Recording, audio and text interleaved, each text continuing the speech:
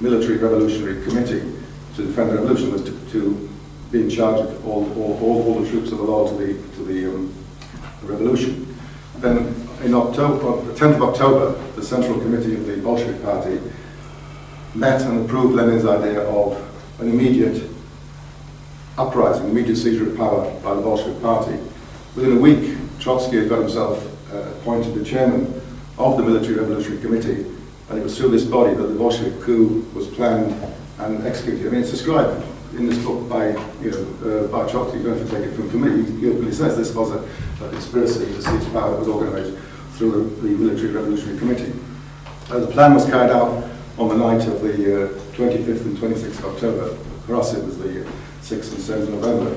The Winter Palace, the seat of the provisional government, was captured, and its men was arrested except for Kerensky. But you see these films have been made of people storming the Winter Palace. You might want to go and get the impression that the Winter Palace was occupied by the Tsar, isn't it? But it wasn't. It was occupied by the provisional government, which had overthrown the Tsar. Anyway, the provisional government, the next day, Lenin and Trotsky announced to the Congress of Soviets that the provisional government had been overthrown and a new Soviet government was formed. In other words, the Soviets had formally assumed the power they could have done since February.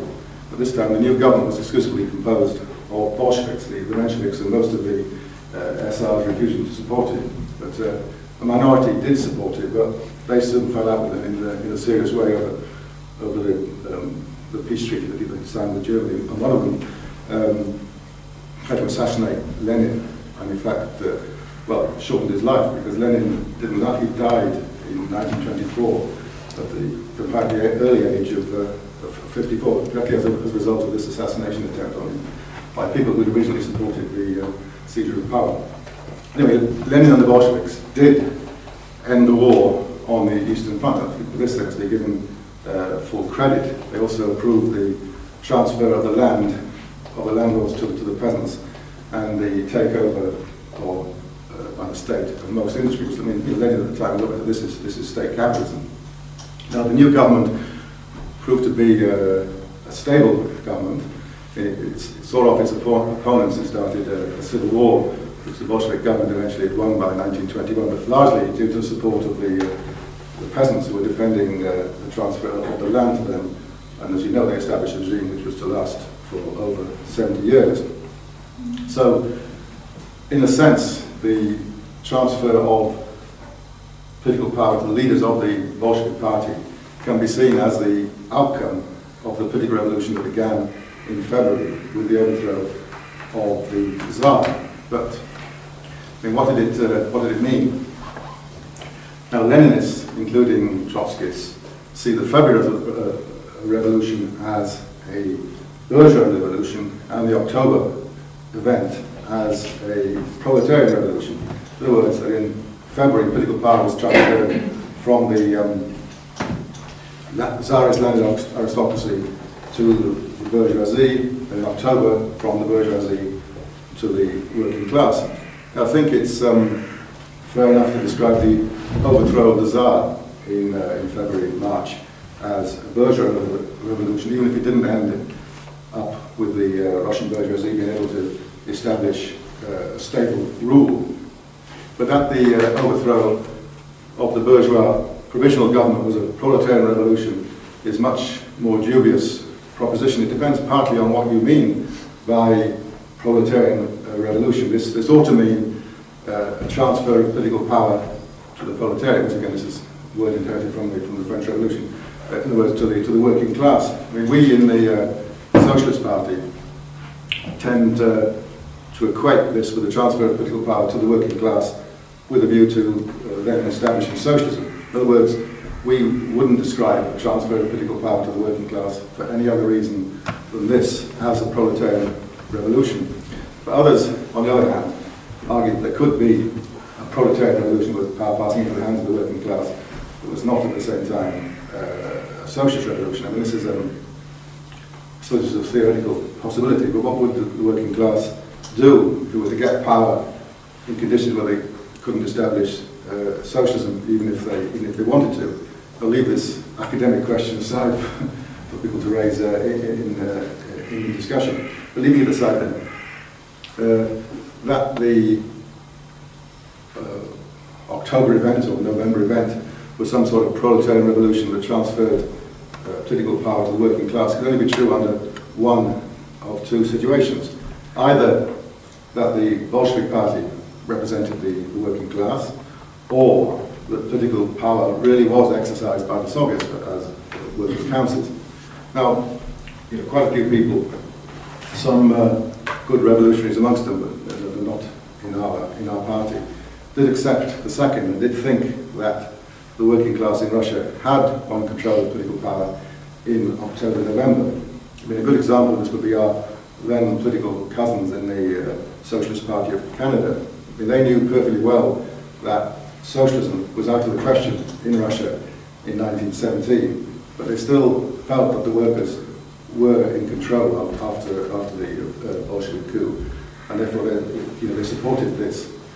In fact, one of the first comments in the Socialist Standard about the Russian Revolution, in fact the definitive article which was published in August 1918, ends by saying something like, when power was exercised by members of the working class, they were much better at it than any member of the capitalist class had been. And they said, maybe it's going to end up like the Paris Commune, being suppressed. I know you can argue that, say, political power being exercised by members of the working class are not the same as the whole working class being in control of political power. But you can see in 1917, up until then, all capitalist countries had all the ministers were mainly members of the bourgeoisie. They wore top hats and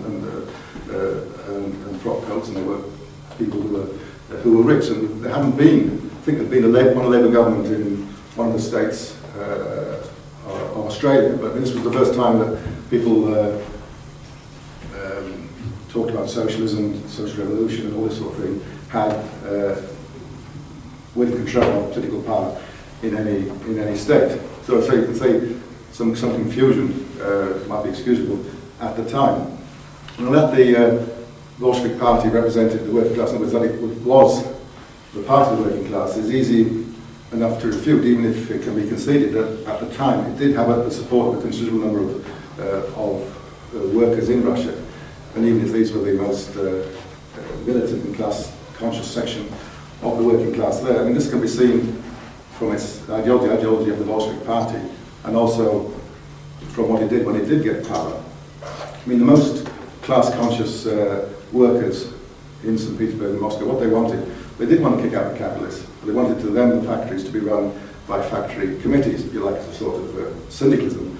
But once in power, the Bolshevik government would have nothing of this, and insisted on the now state-owned industries not being run by factory committees, but by top-down one-man management. I mean, this book here, by Maurice Brinton, The Bolsheviks and Workers' Control, records this, blow by blow, or what the Soviet government did to end the power of the factory committees. And we all know here Lenin's theory of the vanguard party, and why he thought it was needed, that he considered that left to themselves, the working class was only capable of evolving a trade union consciousness or a reformist political consciousness, and so needed to be led by some group outside its ranks which would bring socialist ideas to them, and he identified this group as the part of the educated section of the bourgeoisie, organised as professional revolutionaries. I mean, all this was set out clearly in a series of articles he wrote in 1902-1903, which later published as the notorious pamphlet, What is to be Done. In this, he says, a revolutionary social democrat was the word then used for Marxist socialists in Russia. A revolutionary social democrat, he wrote, this is quite revealing, it was a Jacobin indissolubly linked to the working class, and it's revealing for